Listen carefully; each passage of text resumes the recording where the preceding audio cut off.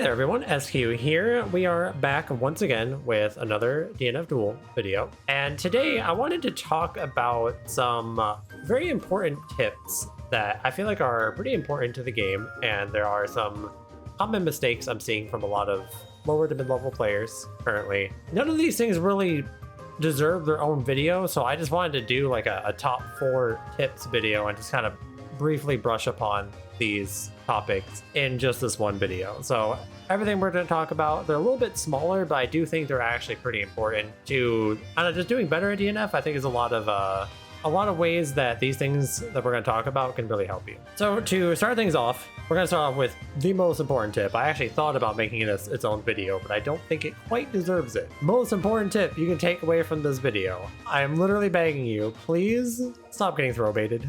Just take the throw, okay? So many people, when they play this game, they end up just getting throw baited and you actually explode for it, right? Anytime someone throw baits you, if you're caught just whiffing a throw, because reward in this game is so high off of any combo starter. If you get caught reaching and your opponent punishes you for it, you might end up losing the game. On the flip side, if you get thrown, throws don't really do that much damage. And in fact, half of the damage they do is white life. So you can either recover that white life or you can use it for conversion, which is very good for a lot of characters. And for the most part, throws don't really give good Oki either, especially in the middle of the screen. If you're nowhere near the corner, your opponent doesn't even get Oki off of their throw. A lot of the times it is okay to just take the throw in this game, and too often am I seeing people at 50%, 60% life and they're whiffing throw tags. I don't get it. If you really want to stop a throw attempt, you should be trying to mash a normal. You should be trying to jump out of it. You should be trying to DP, something like that. Something that covers more options than just trying to throw tag.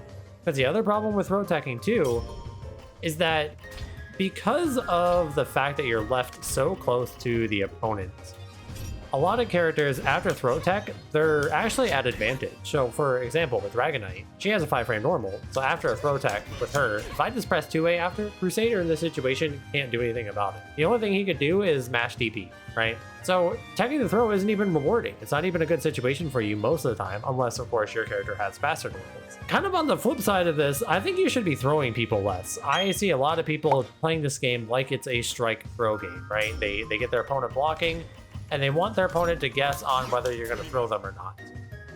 That's not how this game is played, really. Throws are not rewarding enough to justify that playstyle. So while I think you should stop getting throw baited, I also don't think you should be throwing as much as I'm seeing a lot of people. This is a game that is more about cranking the guard bar up at the top of the screen. It's a game that's more about doing white life on block with like special moves. And it's more about just keeping the opponent cornered. You don't really have to mix them up. Quite frankly, this game is not a game where you mix people up very much.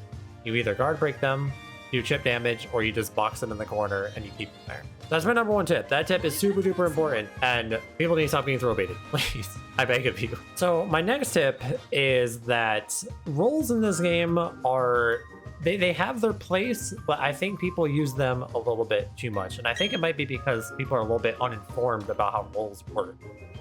Very often I see people attempt to do rolls on wake up, right? You get knocked down by your opponent and then you try to wake up with a roll. And a lot of people are trying to do this right now, but rolls are not frame 1 invincible. They're frame 3 invincible. So if your opponent is timing their meaty correctly, a roll will never work. Same for any type of safe jump situation. If your opponent's actually timing their safe jump correctly, you're not gonna be able to roll it. And even in neutral or out of like pressure, people are attempting to do rolls too often, but especially in pressure, you know, if your opponent is just putting small gaps in their pressure, like a 5B, delay 2B, or like a 5B, delay 5S, stuff like that, that's going to catch rolls. They don't have to, you know, wait for the roll and then punish the recovery. They can just stuff the roll attempt. In neutral, rolls do have a place. Like a good example is actually versus Crusader's 5S. This is a move that if you're looking for it, you can actually just roll it on reaction, and you get whatever punish you want because he's in so much recovery. So there are moves like that. There's like a lot of projectiles, stuff like Dragon Knight's JS can be rolled and can kind of RPS afterwards. There is places for rolls both in neutral and on pressure, but I think people are over relying on them a lot, and many times they're just getting killed for it. So definitely need to chill out on the rolls, and if you are going to roll, you need to have something specific in mind that you're trying to roll. If you're just trying to roll random buttons in neutral, it's not a very good strategy. So you want to go matchup by matchup and look at their tools and be like, okay, this is a tool they use in neutral, I can roll this, and then afterwards I'm at advantage or I get a punish, stuff like that. My next tip is actually in regards to your opponent's health bar. I know it sounds interesting. My tip is that you need to be better at playing around Awakening. So whenever you put your opponent below about 30% HP, I believe it is, which you can see on their health bar, whenever their health bar gets to like the fat part of the health bar, that is when they'll enter Awakening. When you get into Awakening, you obviously have 200 MP, which is crazy strong for most characters. They get access to their passive trait, and they get access to their supers. This makes so many characters just a ticking time bomb, right? I think the most egregious example, of course, is Hitman. Hitman is a character that once he's in Awakening, he's probably the best character in the game. But there's other characters that get very, very scary when they're in Awakening as well, like Dragonite, like Ranger. A lot of these characters, they get very threatening when they're in Awakening, mostly because of their passive or because of the fact they have 200 MP. But also getting access to a super is really good. A lot of characters, especially like Crusader doesn't have a lot of like super top end damage, but he's very good at converting anything into a pretty good combo. And if he has access to Awakening, that means he can end any pretty good combo into an extra 200 damage, because supers at minimum do 200 damage even at the end of combos. If you are trying to play around your opponent going into Awakening, sometimes you need to end up just dropping your combos early. Like in a lot of situations, you might be able to extend a combo further. So like in this situation, I could actually do a longer combo and put him into Awakening. But it's not really worth it to do this because now they're just in Awakening, and this game doesn't really have a lot of mix-ups that allow you to hit your opponent with a mix-up that will kill them through this amount of health bar. Even if I throw Crusader here, he's not going to die from it, right?